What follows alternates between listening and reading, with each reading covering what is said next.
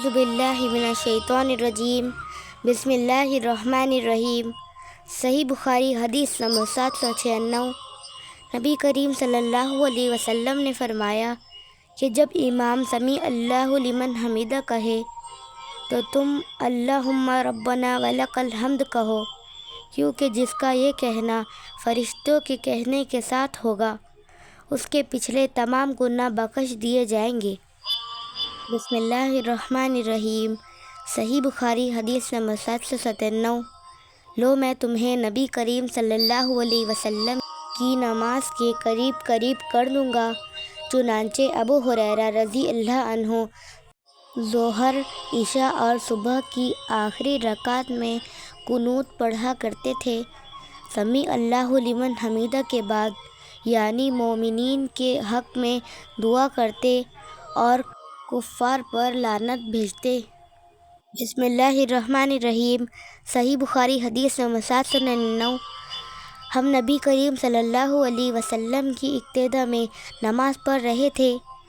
جب آپ رکوع سے سر اٹھاتے تو سمیع اللہ لمن حمیدہ کہتے۔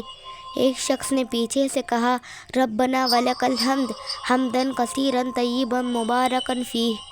آپ صلی اللہ علیہ وسلم نے نماز سے فارغ ہو کر دریافت فرمایا کہ کس نے یہ کلمات کہے ہیں؟ اس شخص نے جواب دیا کہ میں نے۔ اس پر آپ صلی اللہ علیہ وسلم نے فرمایا کہ میں نے 30 سے زیادہ فرشتوں کو دیکھا کہ ان کلمات کو لکھنے میں وہ ایک دوسرے پر سبقت لے جانا چاہتے تھے۔ بسم اللہ الرحمن الرحیم۔ صحیح بخاری حدیث نمبر 800۔ انس رضی اللہ عنہ ہمیں نبی کریم صلی اللہ علیہ وسلم کی نماز کا طریقہ بتلاتے تھے۔ چنانچہ آپ صلی اللہ علیہ وسلم نماز پڑھتے اور جب اپنا سر رکوع سے اٹھاتے تو اتنی دیر تک کھڑے رہتے کہ ہم سوچنے لگتے کہ آپ صلی اللہ علیہ وسلم بھول گئے ہیں۔ بسم اللہ الرحمن الرحیم۔ صحیح بخاری حدیث نمبر 801۔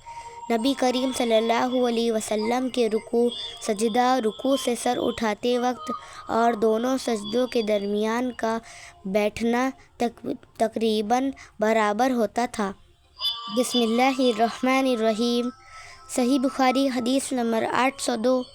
مالک بن حویرث رضی اللہ عنہ ہمیں نماز پڑھا کر دکھلاتے کہ نبی کریم صلی اللہ علیہ وسلم کس طرح نماز پڑھتے تھے، اور یہ نماز کا وقت نہیں تھا۔ چنانچہ آپ ایک مرتبہ کھڑے ہوئے اور پوری طرح کھڑے رہے، پھر جب رکوع کیا اور پوری طمانینت کے ساتھ سر اٹھایا تب بھی تھوڑی دیر سیدھے کھڑے رہے۔